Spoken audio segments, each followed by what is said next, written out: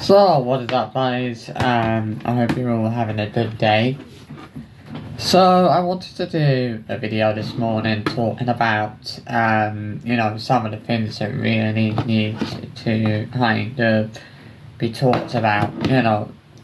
So, yesterday I was having a laugh, right, with the Inhams, and I posted a comment on their video saying that, as they filmed it, it's in swimwear, and I was saying that there was plenty of footage. I was basically, what I was basically saying was that there was probably plenty of footage and video footage and images of their children on the dark web.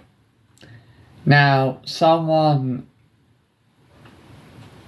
sort of obviously responded to my comment, and it felt like they were trying to twist the things that I was saying a little bit. It felt like they were trying to say, oh, I must be some kind of pedo, because I was saying that there was probably footage of their kids on the dark web. What I'm trying to do is give the Inhams a bit of a wake up and give them a bit of a reality check. Because I think that, I think there's probably a very good chance that there is footage and images of their children on the dark web. I think that's probably very highly likely, to be fair. I've always been, pretty kind of, open about that. I've often said I thought it was quite likely. And I think the reality of the situation is that, there's probably a good chance there is footage like that that kids out there on a public social media platform. In all honesty, there's probably a very good chance of that. And that's the point that I was basically trying to make with the Inhams, was there's probably plenty of footage of their kids out there on the dark web. It's funny. I've been sitting here and I've been thinking to myself, like, and I've often wondered how, Chris and Sarah as parents would react if they knew that there was actually video footage and images of their children on the dark web. Is that something that would actually genuinely bother them? Would they be concerned about that? Would that concern them? Would that worry them, knowing that there was footage, knowing that there was actually footage and images of their children on the dark web?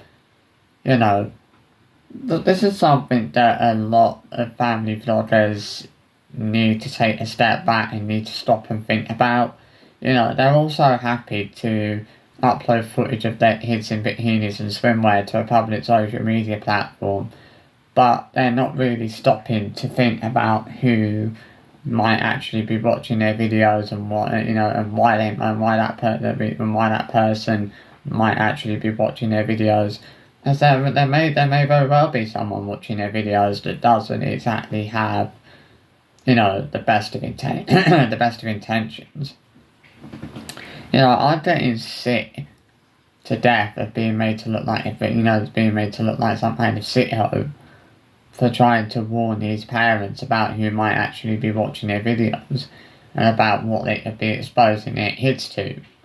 Because we all know that, but basically, it's fair to say that a lot of these family vloggers are basically selling their children to paedophiles and child predators on a plate, and basically giving their child predators, giving the child predators and paedophiles, but this sort of footage of their kids. There's no knowing where footage of their kids ends up. This is what they need to stop and think about. They need to stop and think about where footage and images of their kids, where certain footage and images of their kids might end up. And this is an argument that can, and definitely and certainly should be made with a lot of family vloggers, is they're clearly not stopping to think about things like this. Which is something that a lot of them should quite rightly be thinking about, but clearly none of them do, because clearly none of them really do care about the safety of their children in that respect. In that respect, full stop. Because if they cared about their child and and actually cared about their child's safety, they would actually stop to think about things like this. They would be a lot more careful about what they were showing online, and and what sort of footage they were putting out there in their videos. And the way they would be a lot more careful about how they're putting their hits out there on the internet. And this is the main problem these days with a lot of family vloggers, is the way that they're putting their hits out there on the internet. Because the way that some of these family vloggers are putting their hits out there on the internet is just absolutely disgusting, and it's wrong on so many levels. And it has to be said, like Jonathan Jolie outed yesterday for using another open mouth thumbnail, which he always does. Every single video he uploads to his channel basically has an open mouth thumbnail, and it's actually disgusting. Because you know exactly what he's trying to do with that, and you know why and people, and anybody that has an ounce of common sense knows the real reason why Jonathan uses thumbnails like that. Because he's trying to attract a certain type of audience. I keep bringing this up, I keep mentioning it as much as I have to, because it's something that needs to be said. It's something that people really need to think about. The problem is hardly anyone is actually thinking about this sort of thing. And it's something they do need to be thinking about. It's the situation with family vlogging channels in general needs to change. The sooner the Inums are banned from YouTube, the better. I'll throw a party the day they're gone. The day they quit YouTube, I'll throw a bloody party. I think anyone would. I think people have just genuinely had enough of them. Like nothing they ever do is, people have had enough of the fact that nothing they ever do is wrong and nothing they ever say is wrong. Because that's basically what the situation is. It's basically a situation where nothing the Inums ever say is nothing the Inums ever say is wrong, and nothing the Inums ever do is wrong. And it's the same, and I think the same case could probably be said for a lot of family vloggers. A lot of these family vloggers, people act like they think like nothing they ever say is wrong and nothing they ever do is wrong. There are perfectly good reasons for why a lot of these family vlogging channels are so damn controversial, and are talked about more than others. The Inums are talked about a lot. The Homie Jolie's are talked about a lot. The Doherty doesn't. Is talked. Alicia Doherty, she's talked about a lot. Jess fam is talked about a lot. The LeBron fam, the whole Savannah LeBron, they're talked about. Talked about a lot, because they are some of the more controversial family vlogging channels out there. They are people who, at the end of the day, are basically just exploiting their children and using their kids for content. They are people who wouldn't be what they are now without their kids. They wouldn't have achieved the same amount of they wouldn't have achieved the same amount of success without their kids. They wouldn't be where they are now without their kids. Their kids are the reason that they are where they are. Their kids are responsible for the Inums' success. They're responsible for their success. And I wouldn't mind betting that a lot of these kids are probably being forced to perform for the cameras so their parents can make money. It's just, it's a shit situation, and it's sad. It's a sad situation. And it's sad that people are ignoring this. It's sad that people are defending this. The people who are defending this and condoning this should really genuinely be ashamed of themselves. That has to be said. They really should be ashamed of themselves. Because there's no excuse for defending people over this, or condoning what they're doing to their kids. There's no excuse for the fact that people are willing to condone blatant child exploitation and blatant child abuse. I was looking at the Inums vlog yesterday. I banned her head. Sarah didn't even flinch. Like Sarah didn't even Sarah didn't even notice the fact that Isla had actually banged her head. Like you heard it. It was like you heard it loud enough. You know, she don't hear, like Sarah doesn't care about Isla. You know, you can see a lot of the time where Isla's talking, like Sarah just doesn't seem interested in what Isla's saying. It's like Sarah's kind of trying to fake an interest in what Isla's actually saying, but she wouldn't be any less interested if she tried. You know, I looked at Mealy yesterday. Now she had a few bruises on her head and her face, and I wouldn't mind betting who was responsible for that. As we've seen Jace. You know, this is the thing. We have seen Jace being quite aggressive with Mia and being, you know, obviously hitting her. There was a vlog, you know, a few months ago where Isla, where Mila was on the slide and Jay sort of yanked her legs, and Sarah and Chris didn't say no, and neither Sarah or Chris actually said anything to him, which they should have done, because the way that he yanked, you know, the way that he sort of yanked Mila's legs was quite dangerous, and Mila had potentially gotten hurt, you know. Like, yeah, Vince might see more roads on camera, and we don't really see much, but off camera things are completely different. I wouldn't mind betting, you know, obviously, you know, I remember they always used to say that, you know, the bruise is on Mila, you know, that Sarah and Chris always used to say that the bruise is on Mila's face and on her head were being caused by Mila losing her balance, you know, when she was falling over. She was kind of falling over and hitting her face on the floor and things like that, and that's where the bruises were coming from. But Horse had gone to say that. Horse had gone to say that the bruises are caused by her falling over. You know, as that's what they're not gonna want people to think it's something else. But some of the when you look at some of the bruises that have been seen on Mila from time to time, they don't always look like they've been caused just by her falling over. They don't always look like they've been caused by her just simply losing her balance and falling over. You know, I don't know what else to say, but you know, we have seen Jace being quite aggressive, and you know, it's like we've seen him, you know, pulling Mila's ears. You know, we've seen him hitting at her. We've seen him being quite spiteful towards Mila, and that often goes unpunished. Or you know, it's like, you know, Sarah's always so quick to praise Jace, but she doesn't hardly praise Mila or anyone else. But she's always so quick to praise Jace and say, "Good boy, Jace. Well done, Jace." Like, these days, Sarah Ingham is not even attempting to try, not even bothering to try and hide the fact that she favouritises Jace. You know, her favouritism towards Jace these days has become so blatantly obvious.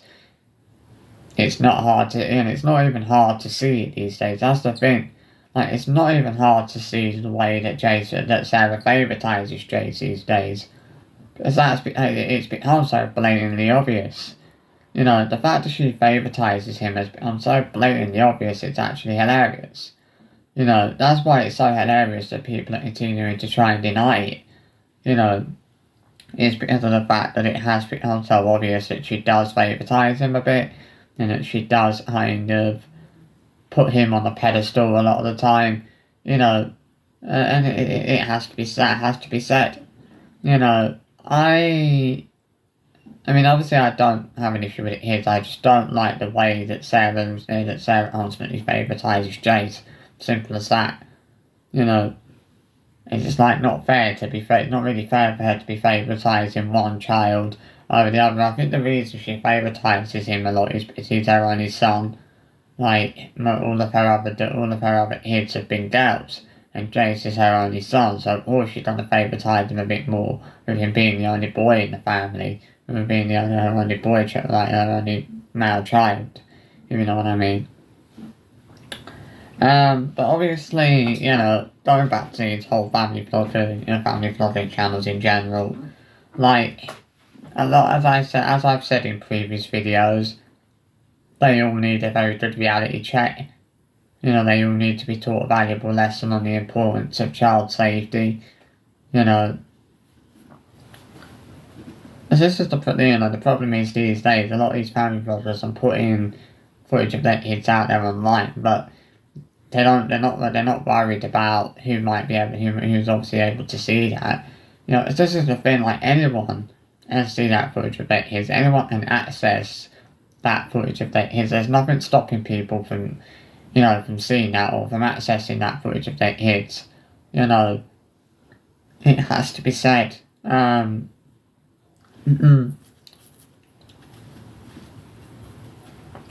remember like months and months and months ago. I was on Instagram. I was on I think it was Isabel's Instagram, and she put a post up on Instagram, and someone believed to be a male has posted a comment on Isabel's Instagram on that Instagram post, saying that they wanted to see more bikini pictures of both Isabel and Esme. And that shocked me when I saw that. I was like, wow, and this is what, and it's disgusting that someone, this is the sort of people that are lurking out there on the internet. You know, the fact that someone was asking to see more bikini pictures of both, Isabel and her 14-year-old sister, that was the worst thing about it. It's not only, was the fact that this person was asking to see more more pictures of a 14-year-old girl in a bikini. Like,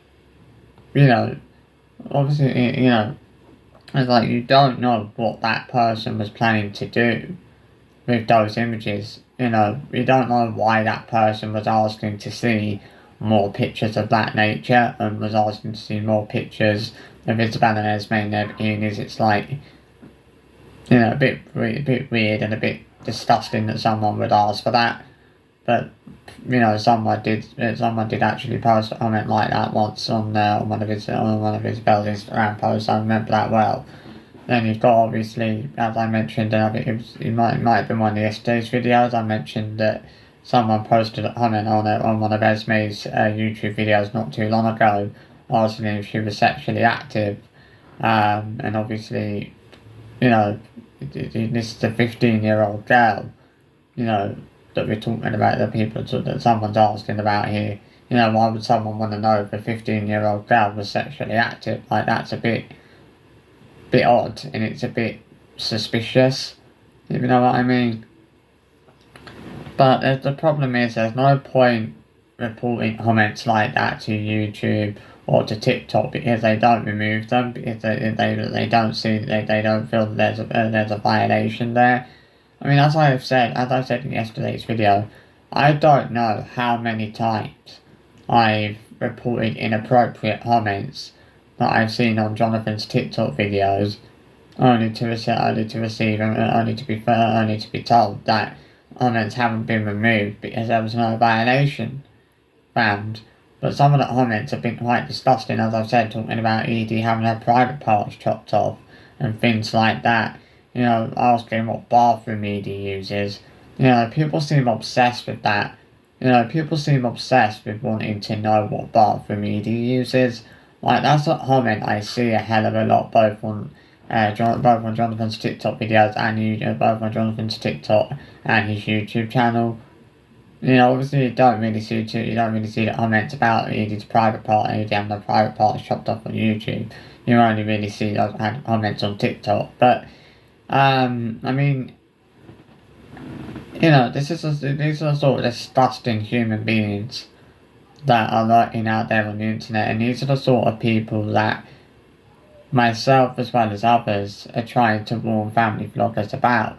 We're trying to warn these family vloggers to protect their kids, because there's a lot of, unsavory human. There's a lot of paedophiles and a lot of child predators lurking out there on the internet. They need to be careful, and we're trying to warn them about being careful about what they're showing in their vlogs. Making sure that they're not showing anything that could potentially put their kids' safety at risk. and potentially put them in danger.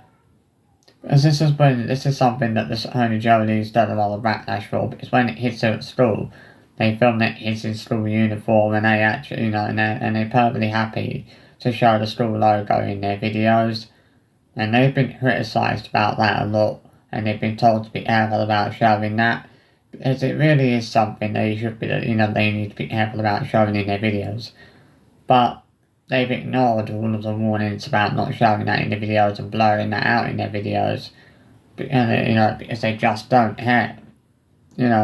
And this is and the same thing can be said for the majority of family vlogging channels these days. Is that the parents don't care about the safety of their kids. They don't care about how they're putting their kids out there on the internet or what sort of footage they're showing in their vlogs. They don't care about the fact that images and, that basically footage and images of their kids could very well be ending up on the dark web. I think some of them are happy, some of them are actually, it feels like some of these family vloggers actually want that. It feels like some of them actually want footage and images of their kids to end up on the dark web. It seems like they're happy with the idea that footage and images of their kids are ending up on the dark web. That doesn't seem like something that would bother a lot of family vloggers. That doesn't seem like something that would concern a lot of family vloggers. It seems like something that a lot of family vloggers would genuinely be okay with, and they genuinely wouldn't have a problem with that. And this just has to be said. Someone has to say it for what it is. It's an absolute joke. This whole situation is absolutely abhorrent. And I had to do this video because I had to put this out. I had to say this. And I'll keep doing videos like this, until YouTube decide they're actually going to do something about these family vlogging channels. But anyway, I hope you have a good day today. And for those of you that are back at school now, enjoy being back at school. Enjoy, your first day at college. For those of you that have started secondary school, good luck. For those of you that have started college this month, good luck. And I'll see you for another video very soon, maybe later on this afternoon. Bye bye, guys.